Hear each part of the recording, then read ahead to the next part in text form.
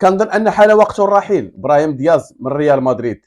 مزيان واحسن حاجه انك تلعب في اعظم نادي في تاريخ كره القدم، النادي الملكي. لكن اللي ما مزيانش انك تكون بديل، او حتى بديل اصبحت مرات قليله اللي كيدخل فيها ابراهيم دياز كبديل في ريال مدريد. ملي كان انشيلوتي كوميم كان كيدخلو، كان كيعتمد عليه بزاف ديال المقابلات، كيعطيه دقائق اكثر.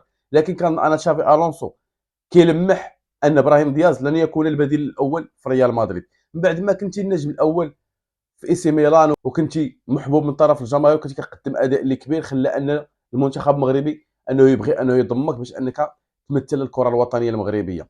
مشيتي لريال مدريد، قدمتي اداء جد رائع في البدايات ديالك مع انشيلوتي. انشيلوتي كان كيثيق فيك، كان كيحطك اول اختيار كبديل. قلنا ماشي مشكل، على الاقل لاعب كيلعب دقائق بعدا مع ريال مدريد في واحد النيفو اللي عالي. لكن من بعد ما جا تشافي الونسو كان انه غيصبح صعب جدا ان نشوفوا ابراهيم دياز كياخذ دقائق كما كان كياخذها مع انشيلوتي.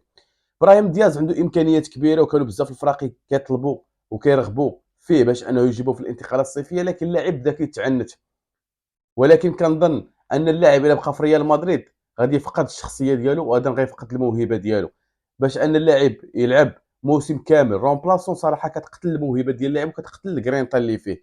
ابراهيم دياز عنده امكانيات كبيره. قال لك تشافي الونسو انني باغي انه يكون وانه يبقى في التشكيله ديال ريال مدريد لانني غنعتمد عليه. اوكي غتعتمد عليه، لكن الاعتماد عليه كيفاش؟ واش غتعتمد عليه في مقابلات اللي كبيره، ولا انك غتبقى تخليه المقابلات اللي غتبغي تريح فيها اللاعبين الاساسيين؟ وهذا الشيء هذا اللي باغي تشافي الونسو، باغي انه يخلي ابراهيم دياز المقابلات الثانويه، ولا حتى ماشي الثانويه، المقابلات السهله جدا، باش انه يقدر يريح لك بيلينغهام، ولا انه يريح لك شي لاعب يدخل لك ابراهيم دياز في ديك المقابله.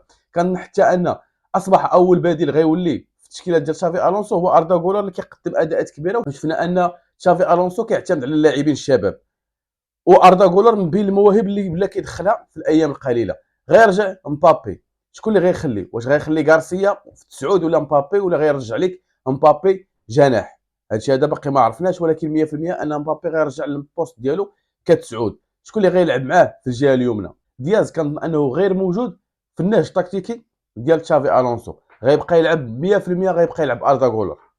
لهذا كنقول ان دياز خصو انه يقلب على فرقه قبل الانتقالات الصيفيه ما تنتهي، لان المنتخب المغربي محتاج لابراهيم دياز كيلعب دقائق اكثر، كيلعب مقابلات اكثر، عنده جاهزيه، وايضا لاعب اللي عنده تنافسيه. الا بقى في ريال مدريد من المستحيل ان ابراهيم دياز انه يلعب دقائق اكثر. لهذا المنتخب المغربي ملي غيمشي لابراهيم دياز غادي يكون لاعب اللي بدون تنافسيه، وما يمكنش انه يقدم شي اضافه كبيره للمنتخب المغربي. محتاجين اللاعبين اللي غيلعبوا كاس افريقيا في المنتخب المغربي انهم يكونوا على الاقل كيلعبوا 70 دقيقه مع الفرق ديالهم. وهذا الشيء هذا اللي تقريبا 20% من اللاعبين ديال المنتخب المغربي ما وصلينش لهذا الرقم هذا. وهذا الشيء هذا علاش كنشوفوا المنتخب المغربي بدنيا اللاعبين اللي متهالكين ولاعبين اللي دغيا كيعياو. ابراهيم دياز لاعب بامكانيات كبيره، كان ان من الافضل ليه انه ينتقل لاحد الانديه. بغاتو ارسنال، بغاتو اي سي ميلان انه يرجع ليها، بغاتو الانتر، باغيين فرق اللي حتى هما كينافسوا على دوري الابطال، وفرق اللي قويه وتاريخيه في اوروبا.